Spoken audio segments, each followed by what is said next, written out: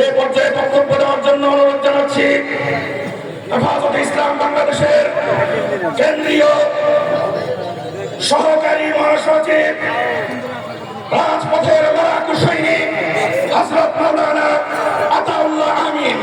হযরত মাওলানা আতাউল্লাহ আমিন।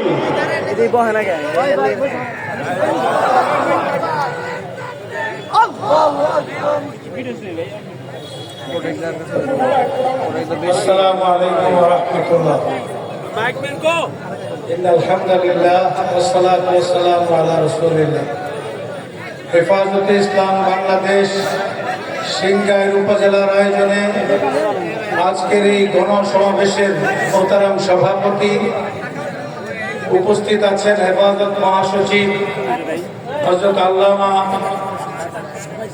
সাজিদুর রহমান দামাত বারাকাতুহু সহ হেফাজতের অন্যান্য নেতৃবৃন্দ, উলামায়ে কেরাম, আমার সামনে উপবিষ্ট তৌহিদি জনতা। আজকে আমাদের এই গণসমাবেশ হচ্ছে 2013 সনে আপনাদের সিংগাইরের গোবিন্দলে 4 জন ভাইকে হত্যা করেছিল।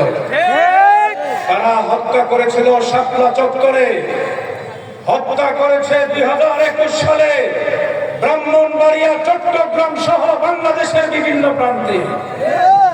তারা হত্যা করেছে 2024 সালে 1000-এরও বেশি মুক্তিকামী জনতাকে। আজকে সব হত্যার বিচার আমরা চাই। আমরা হত্যার শিকার হয়ে, গুমের শিকার হয়ে, কারা নির্যাতনের শিকার হয়ে, বছরের পর বছর নির্যাতিত হয়ে আজকে স্বাধীন হয়েছি। আজকের এই স্বাধীন বাংলাদেশে আমরা আর কোনদিন কোন স্বৈরাচারীকে দেখতে চাই না। শেখ হাসিনার রাজনীতি বাংলাদেশে চলতে পারে না। আমরা যখন সিংগাইরে ঢুকলাম, ঢাকার খুব কাছের একটা উপজেলা সিংগাইর, সিংগাইরের উন্নয়ন দেখলে আমাদের খুব কষ্ট লেগেছে। কি হয়েছে সিংগাইরের উন্নয়ন? আলেমদেরকে সংসদে যদি প্রতিনিধি হিসেবে নির্বাচন করতে পারেন, যদি আলেমরা এমপি হয়, তাহলে দুর্নীতি হবে না, মানুষের অধিকার মানুষরা পাবে। সিংগাইরের ভাইরা, আজকে উলামায়ে কেরামের পক্ষ থেকে আপনাদের নেতা নির্বাচন করতে হবে।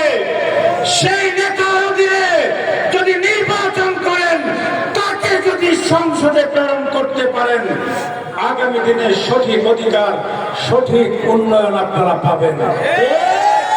আপনাদের নেতা খালেদ সাইফুল্লাহ ইউবি আছেন, তাকে সহ উলামায়ে কেরামের নেতৃত্বে ঐক্যবদ্ধভাবে কাজ করুন। ইনশাআল্লাহ বাংলাদেশে কোন স্বৈরাচারের রাজনীতি হবে না, রাজনীতি হবে খেলাফতের রাজনীতি।